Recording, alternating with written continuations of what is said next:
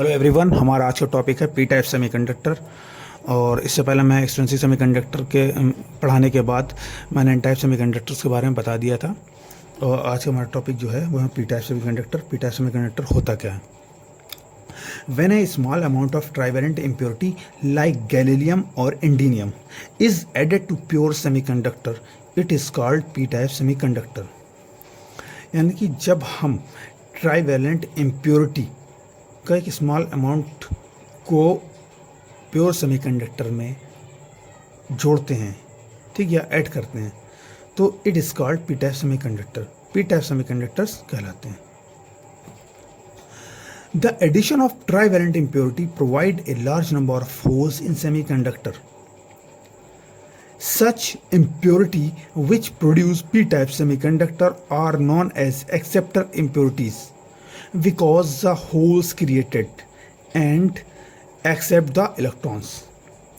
यानी कि जैसे ही हम ट्राइवेलेंट इम्प्योरिटी को का एडिशन करते हैं तो सेमीकंडक्टर्स में large number of holes provide होते हैं, ठीक है, जिससे पी टाइप सेमीकंडक्टर प्रोड्यूस होता है, यानी कि उत्पन्न होता है, और जिसे हम एक्सेप्टर इम्प्योरिटीज कहते हैं, क्योंकि द होल्स क्रिएटेड होते हैं कैन एक्सेप्ट द इलेक्ट्रॉन्स, और इलेक्ट्रॉन्स को एक्सेप्ट करते हैं, ठीक है। जैसा कि मैंने डायग्राम में दिखाया है कि जर्मेनियम का एक क्रिस्टल लिया है और उसमें हमने एक ट्राइवेलेंट इम्प्योरिटी का एक आइटम ले लिया है, इंडियम, ठीक है, उसको इसमें मिक्सचर कर दिया है। तो लिखते हैं इसके बारे में, the 3 balance electrons of indium item from covalent bond with the electron of 3 adjacent germanium item. यानी कि एडजेसेंट जर्मेनियम आइटम के चार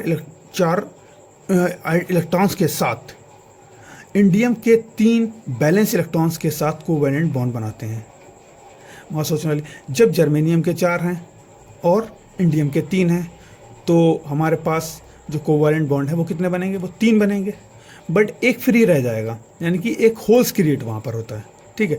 तो लिखते हैं जो एक फ्री वाला है हमारे पास, जैसे कि ये सबका सभी के बन गए हमारे पास, ठीक है, और एक बचा है जिसे हमने एक होल्स में छोड़ दिया, ओके। तो यानी कि इसका कोवैलेंट बॉन्ड, इसका कोवैलेंट बॉन्ड और इसका कोवैलेंट बॉन्ड 3 बन गए, बट हमारे पास एक फ्री रहा भी है। तो there is deficiency of 1 electron and this deficiency is called a whole.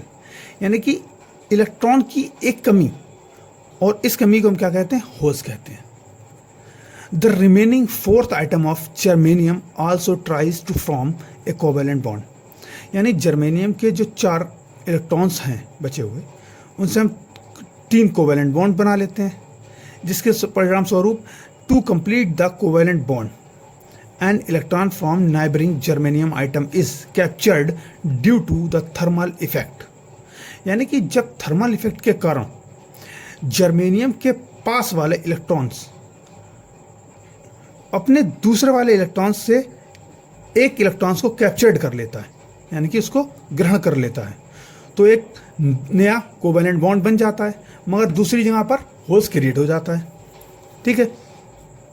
तो क्या लिखते हैं? Therefore A holes created in adjacent item, यानी कि उसके एडजेसेंट आइटम के पास एक होल क्रिएट हो जाता है, that move in crystal in the random manner. और जो वो होल्स है वो पूरे इस क्रिस्टल में रैंडमली मूव करता रहता है, ठीक है। तो some energy is required to jump an electron into the holes and is approximately equal to the ionization energy of donor label in the same material। यानी कि क्या है कि जो इलेक्ट्रॉन्स हमारे पास मैनर या होल्स जो है वो रेंडमली मूव कर रहा है, उसमें एक इलेक्ट्रॉन्स जो है वो जंप करता है, तो उसके लिए हमारे पास कुछ एनर्जी की हमें ज़रूरत होती है, ठीक है। और वो एनर्जी यानी डोनर लेवल की, यानी कि क्या करता है, जो देता है उस डोनर एनर्जी लेवल की आयनाइजेशन, डोनर लेवल की आयनाइजेशन एनर्जी के बराबर होती है, जो सेम मटेरियल में सेम होती है, यानी कि इसी मटेरियल में सब जगह सेम होगी। जैसे कि कहेंगे कि इस वाले से पहले हमने यहाँ पर छूट गया था। अगर क्या करते हैं, अगर इसको कमी पूरी करनी है तो हम इस वाले आइटम से ले लेंगे, ठीक है। जब हमारे पास यहाँ पर फिर क्या होगा, एक होल्स प्रोड्यूस होएगा, फिर हम क्या करेंगे, फिर हम दूसरे वाले के पास से ले लेंगे, यानी कि इसके आगे भी हो रहा है, ठीक है, मगर ये इतना हाफ में ही दिखा है।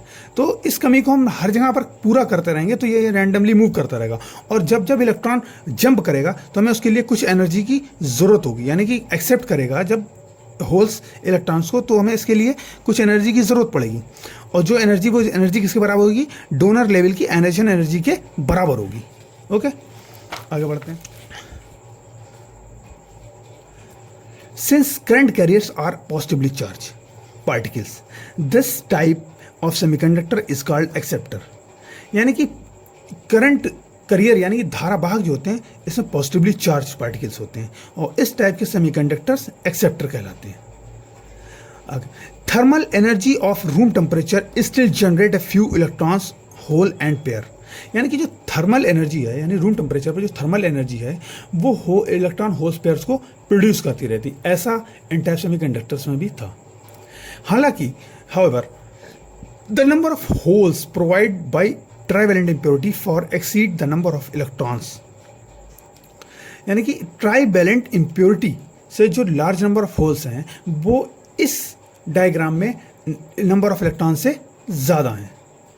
The electron in the P type semiconductor are known as minority charge carrier. यानी सेमीकंडक्टर पी टाइप सेमीकंडक्टर में इलेक्ट्रॉन्स जो होते हैं वो माइनॉरिटी चार्ज करियर्स होते हैं, जबकि the holes are known as majority charge carrier. Holes जो होंगे वो मेजॉरिटी चार्ज करियर होंगे। मगर एन टाइप सेमीकंडक्टर में क्या था कि होल्स जो हैं वो माइनॉरिटी चार्ज करियर हैं, होल्स जो हैं वो माइनॉरिटी चार्ज करियर हैं, और इलेक्ट्रॉन्स जो हैं वो मेजॉरिटी चार्ज करियर हैं। ठीक है, तो इससे पता चलता है कि पी टाइप सेमीकंडक्टर्स में होल्स होते हैं और एन टाइप सेमीकंडक्टर्स में इलेक्ट्रॉन्स होते हैं। आई होप आप लोगों को समझ में आ गया होगा। Thank you.